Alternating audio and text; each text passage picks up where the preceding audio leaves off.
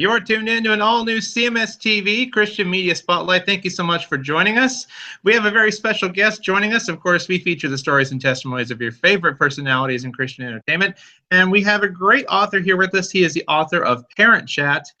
He's here to help keep our families and our children safe in this technologically advanced, ever rapidly changing world we live in. Please welcome Matt McKee to the show. Matt, how are you?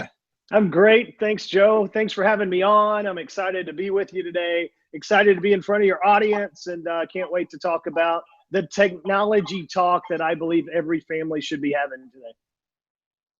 Now, of course, I love the book. I read the book. It features some great advice for people in there. You mentioned technology is changing at a rapid pace, probably the most rapid that we've seen it. And I don't admittedly watch C-SPAN a whole lot, but the one time a few years back I can recall watching, I saw a number of network executives talking with the FCC, and of course the network executives are arguing their case, and the FCC was basically saying at that point, look, not only do we not know what half of this technology is, but we can't keep up with it.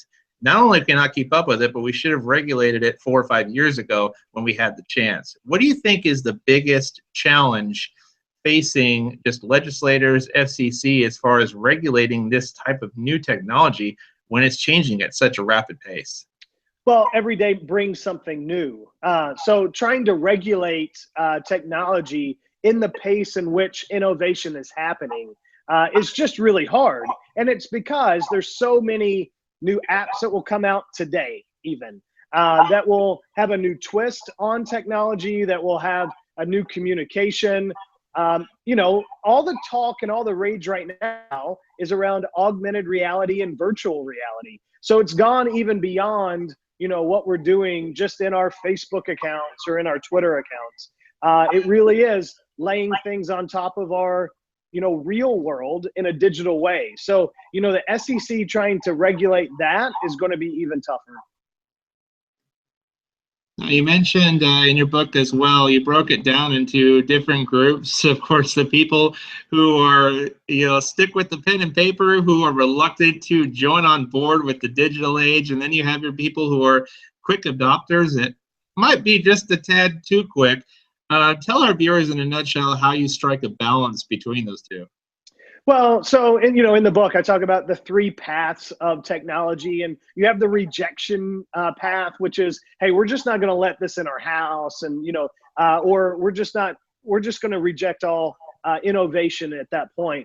I think if we do that, we actually, what we're saying is, we really don't want influence. So as soon as we reject it, we're saying no to influence. And I believe most parents want influence over their kids' lives. So I don't think that's the correct path. The next path is the path of acceptance. And that path truly is, hey, we're not going to really ask many questions. If it's new, we're just going to say, yeah, let's try it. And that path actually leads to fear. And the reason it leads to fear is because I don't really know at this point what my kids are doing on technology.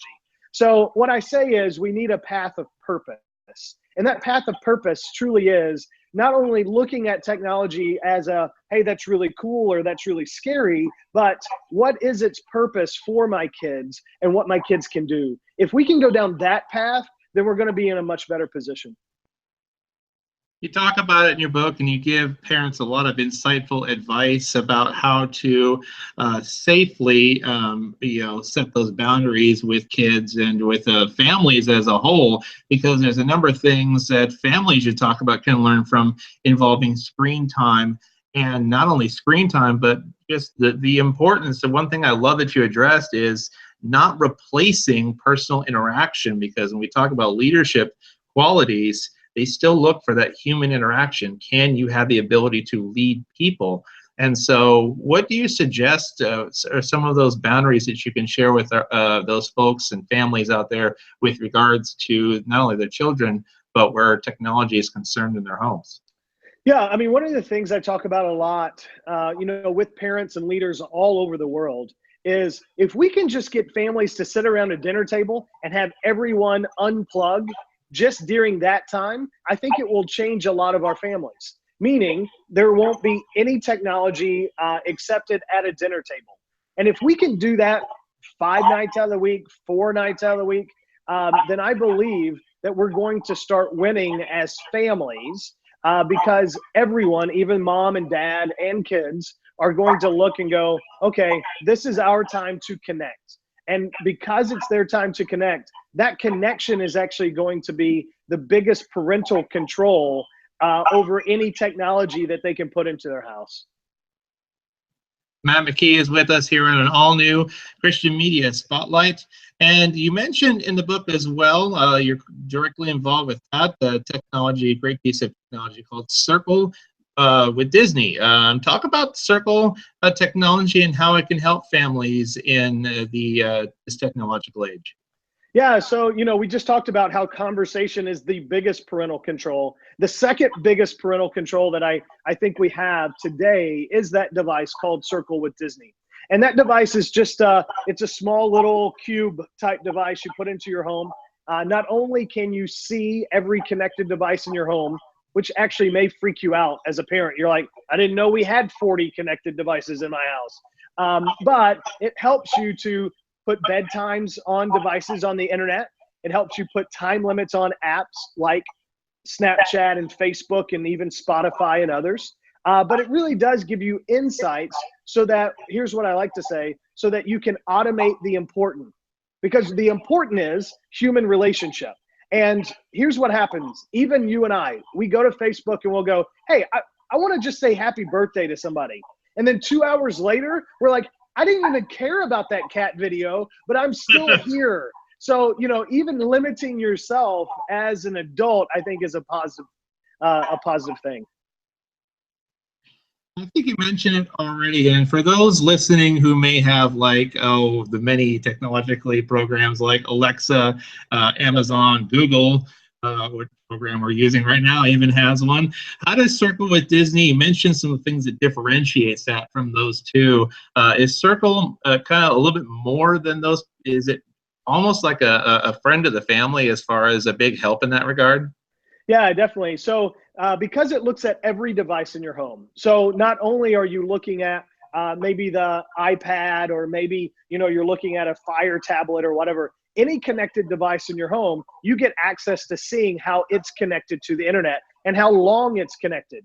And then Circle also has the ability to do what we call Circle Go. And Circle Go is any mobile device that leaves your house has to abide by the same rules that you set in your house. So what happens is, not only can you set up your network at your home to say, hey, we don't want the internet on after 10 p.m. On this computer and that iPhone or that Android device. Not only that, but you can say, I don't want that phone to connect to any way, whether that's over 4G or LTE, and you have the ability to do that with Circle and then Circle Go. That's terrific, giving parents and families a type of freedom and control that they probably haven't had to this point with regards to technology. What do you think is the biggest challenge facing parents and kids? I know you talk about it a lot in your book as well, but if you could share with our viewers the biggest challenge facing parents and kids in this technological age, whether it be the content, the accessibility, what are some of the biggest challenges facing parents and families today?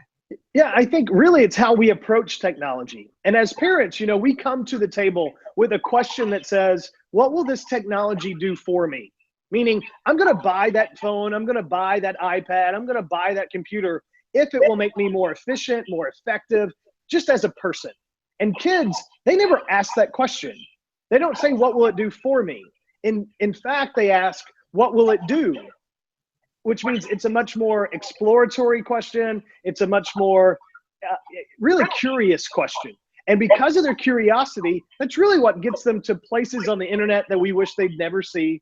That's what gets them to do things with that device that we wish they'd never do. But the same thing happened when you and I were 16. Like when we got in the car, we didn't ask, hey, will this get me effectively, efficiently to my job? Because that's what my parents asked. No, we said, hey, how fast will this thing go from 0 to 60? Like, what will it do? And, because of that, parents need to be much more curious. And if we can get parents to be more curious, then that will lead them down to the path of, okay, now that I understand what this technology can do, then now I can give it purpose. And here's the best question that parents can ask. The question is, can you teach me how? And even when they're talking to their kids, can you teach me how this app works? Can you teach me how that device works? Can you teach me how? And because of that relational aspect that will happen then, the parent and the child would then be able to trust each other in this age of technology, which is going to be a huge win for most parents.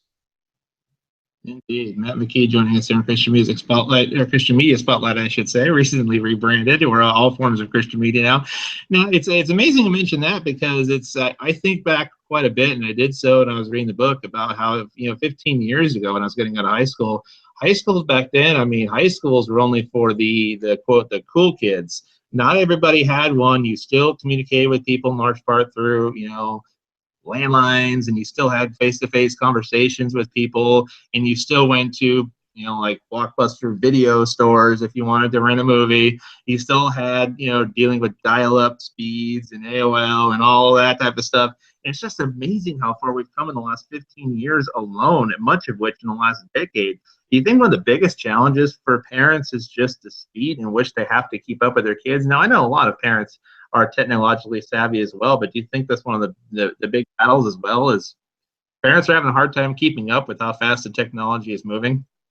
Well, not only are they having a hard time keeping up, but they're really coming to it in a place of fear. Because when they look at their child, what they see is, this person knows more than I do about this subject. And that makes them fearful, because they're saying, I'm supposed to be able to lead them. And because they, at the age of 2, can pick up a device, swipe open, and get to whatever app they want to be able to get to, it freaks them out. And they're like, whoa, whoa, whoa. I don't know if I knew how to do that at 2. Of course you didn't. It wasn't even an option. But if you were to and you had that option, you would have. So the biggest thing that parents can do is get over that fear and say, okay, we're not going to be fear-based. Instead, we're going to be learners. We're going to be curious. We're going to look at this, because parents can lead in relationships. Parents can lead in leadership. Parents can lead in a bunch of different areas where even they may not have the most knowledge about technology. They still need to be able to lead their kids through a lifetime of experiences. Matt McKee is with us. He is the author of Parent Chat, right here on an all-new CMSTV Christian Media Spotlight. Joe Neal here with you. Now, you have a great resource available for parents and for families online as well that has to do with the Parent Chat theme there.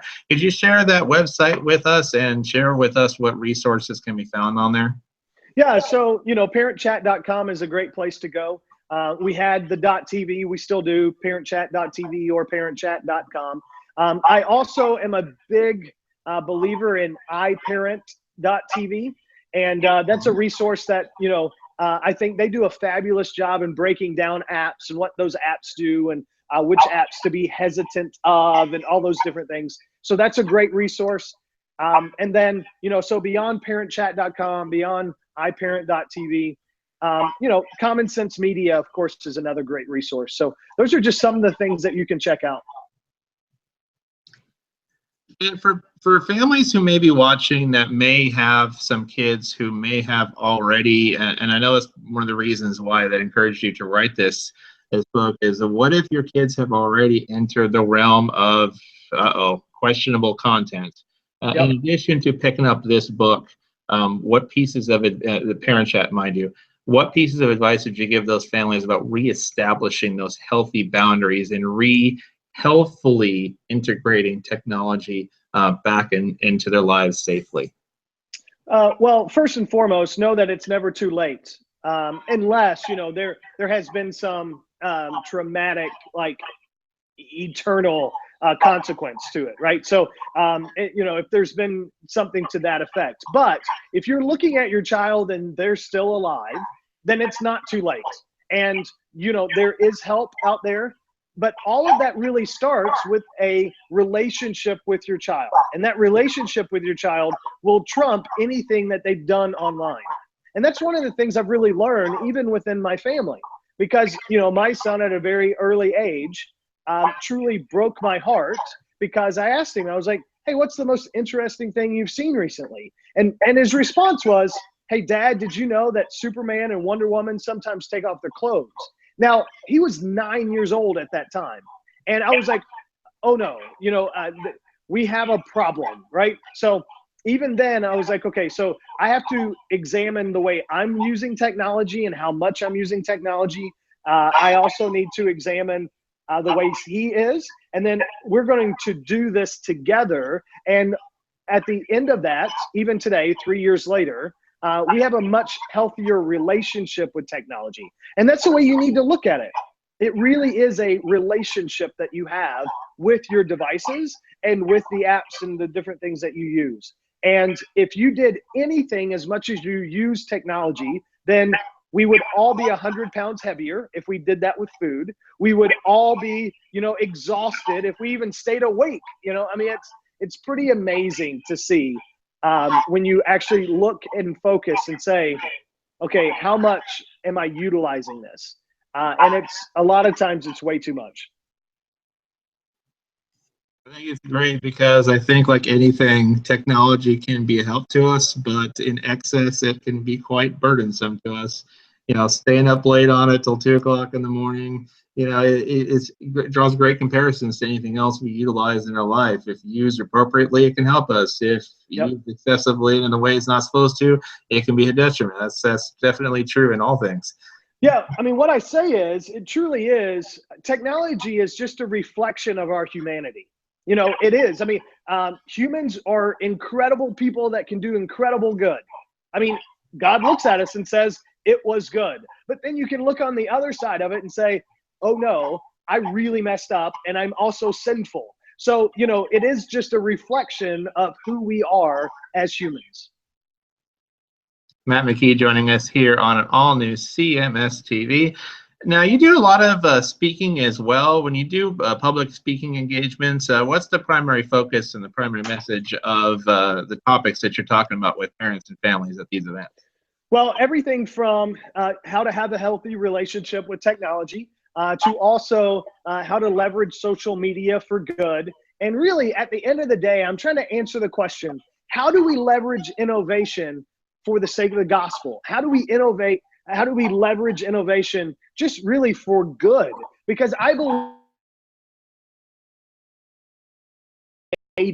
and because of that, I believe that he is giving us the ability to reach more people and to then also be able to affect this world that he's said that we're responsible for. Matt McKee joining us. It's time for a little segment we call Fun Fast Facts, a chance we get to find out a little bit more about your favorite authors, musicians, actors in the realm of Christian media. First question we have for you, rapid fire, here we go. On your personal life, is there a favorite scripture you tend to lean on and get you through your days? Well, I don't think there's any one better than John 1:1. In the beginning was the Word, and the Word was with God, and the Word was God. Having that hope and understanding, I think, is just a day-to-day revelation that I try to wake up to every day. So it's something that's very nice. Great stuff. In your personal travels or in your travels you've got a chance to with your parent chat stuff, is there a particular favorite place you've traveled so far? You know what? I actually got to go to Dubai Wow. not too long ago. I've been to Amsterdam, I've been to Paris, I've been to London, and then, of course, I've been all over the United States. But there was something about Dubai, about going over there and seeing a gold Lamborghini and 160, yeah, it was pretty wild. And seeing 160, story building and all that stuff. So that was kind of nuts, just to kind of experience that culture compared to kind of what I normally, am in Atlanta. Two totally different worlds, and it was very eye-opening. When you and your family do have a chance to sit down and watch a television program, what's a great favorite family television program you'd all sit down and watch? Yeah, I absolutely love Shark Tank. It's one of those shows that, I love that my boys can sit there and look at and go, nope, that entrepreneur is not going to get funded, and that one's going to get funded. And they're really quick at it. So, even thinking, Mark Burnett and others are behind that, I think is a wonderful thing. Oh, that's even better. Mark Burnett, from The Voice to the Bible Challenge to Shark Tank, he's done some incredible work out there. Even with the miniseries he's done, I mean, that guy is definitely a friend of the gospel, and especially on a network TV level, it's amazing. Yep. And also, if we were to peer into your iPod or CD player, or however it is, technologically, so many different ways to listen to music these days. What type of music can we find you listening to? Well, you actually find me listening to rap. And here's the deal, and here's where I'm going to plug my oldest son. He's 12 years old. His name's Patriot McKee. You can find him on iTunes, on Spotify. All right. He is 12. He writes all of his own lyrics. He produces all of his own music, and he will blow your socks off. So there you go. No kidding. I have a 12-year-old seventh grader as well. He's my oldest as well, and he is very much into the whole rap scene right now. From the NFs to the Minnios to the you name it of the world. He's into it, so I can definitely relate on that front. There you go.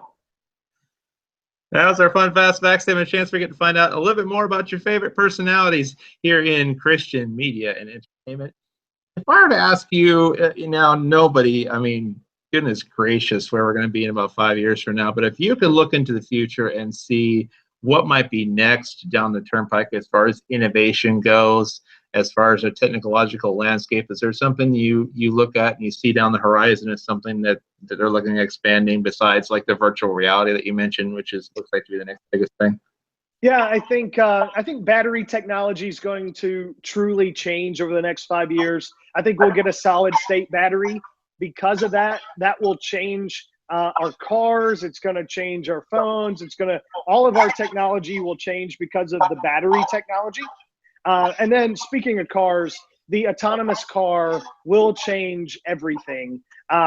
Everything from how we get to different places, community. It's going to change real estate. Truly, it's going to change anything and everything on how we get places, but then also the way we think about home. So I think that's going to be huge over the next 5 years. Yeah, I was reading, I think a couple of weeks ago, they're talking about the biggest challenge that they're working on now is trying to invent the solid state battery, like you mentioned, for cars that will get you several hours and several hundreds of miles on a charge and do it cost effectively. And you hear all the time about Google and other companies getting involved in the autonomous cars, and even car makers are getting involved in this. And it's something to look out for in the coming years.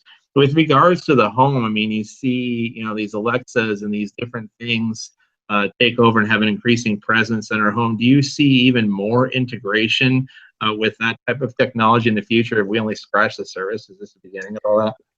Yeah, definitely. So if on average today there's 4 connected devices per person in our home. So, you think about the computer, you think about, whatever a mobile device, an iPad.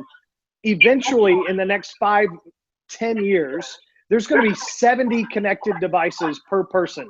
So every light bulb, every switch, not only that, anything and everything you buy off a shelf or, order through Amazon will be a connected device. So that when you go eat your cereal, your Wheaties box will be customized for you instead of you buying the one with Michael Jordan on it.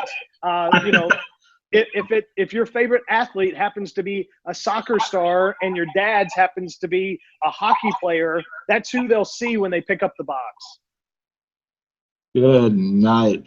So we are literally not that far, and I saw some comparisons. I think you even drew that up in your book. I think it was absolutely fantastic that you drew some of these comparisons up, all the way from Star Trek to the Jetsons and all that. It was just fantastic. You pointed out that some of these things that we see back in the past are literally reality now. And so we're definitely seeing this could not be far down the road where we actually are finally seeing a Jetsons type of home where they're building brand new homes and literally everything in there talks with and is connected to one another. We're not far from that, are we? Well, I mean, Alexa truly is the very first artificial intelligence that we have in the home.